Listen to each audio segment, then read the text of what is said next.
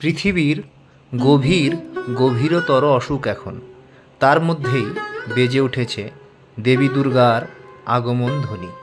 দূরে Ukraine Russia, Israel Palestine, Iran যুদ্ধ, বাড়ির কাছের আরশিনগরও ভালো নেই। সমাজে নারীর নিরাপত্তা, স্বাধীনতা নিয়ে প্রশ্ন উঠছে। সেই কঠিন সময়ে নারী শক্তির আরাধনার প্রস্তুতিও শুরু হয়ে গিয়েছে। 2রা অক্টোবর মহালয়া, দেবীপক্ষের শুরু। 9 থেকে 11ই অক্টোবর বাঙালির শ্রেষ্ঠ উৎসবের বৎসরকার 4টি দিন। এখন প্রশ্ন হলো, এবার দেবীর আগমন ও গমন কোন বাহনে, কি হবে তার পরিণাম? দুর্গার আগমন ও প্রস্থানের বাহন ও তার ফলাফল নিয়ে বাঙালি সমাজে বহু লোককথা প্রচলিত।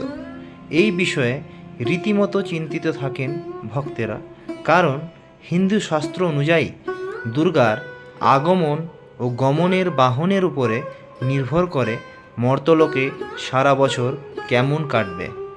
আশঙ্কার কথা হলো, প্রতি বছর দুর্গার আগমন ও গমনের বাহন বদলে যায়। কোন বছর কোন বাহনে আসা যাওয়া দেবীর কিভাবে নির্ধারণ হয় জানেন? শুনুন তাহলে। হিন্দু শাস্ত্র অনুযায়ী সপ্তমী রবি বা সোমবার হলে দেবীর বাহন হবে গজ বা হাতি। সপ্তমী শনি বা মঙ্গলবার হলে দেবীর বাহন হবে ঘোটক বা ঘোড়া। সপ্তমী বৃহস্পতি বা শুক্রবার হলে দেবীর বাহন হবে দোলা বা পালকি। সপ্তমী বুধবার হলে দেবীর বাহন হবে নৌকা।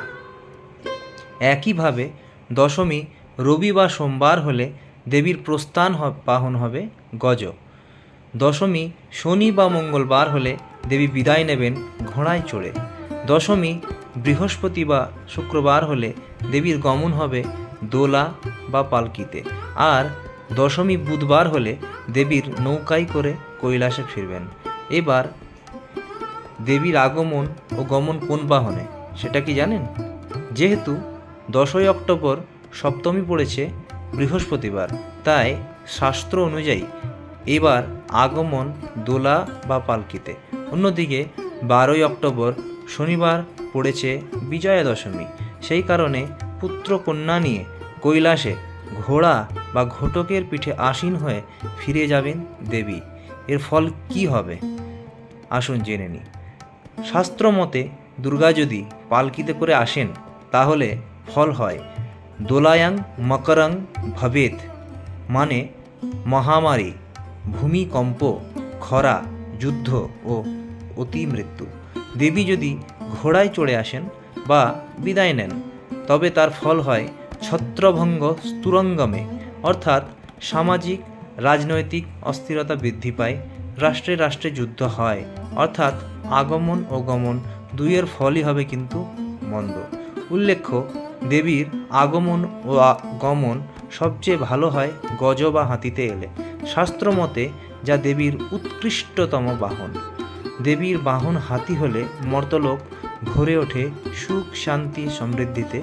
দেবীর আসা বা যাওয়া নৌকায় হলে শস্য বুদ্ধিস্থুতা জলম, অর্থাৎ এর ফলে ধরিত্রী হয়ে ওঠে শস্য শ্যামলা, কিন্তু সেই সঙ্গে অতিবর্ষণ প্লাবনেরও আশঙ্কাও থাকে।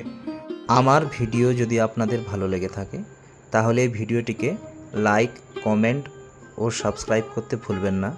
ঋতুপর্ণার ঘরকণার সঙ্গে থাকুন এবং অনেক অনেক লাইক করুন, কমেন্ট করুন এবং শেয়ার করুন। পুজো সবাই খুব ভালোভাবে কাটান। ধন্যবাদ, ভালো থাকবেন।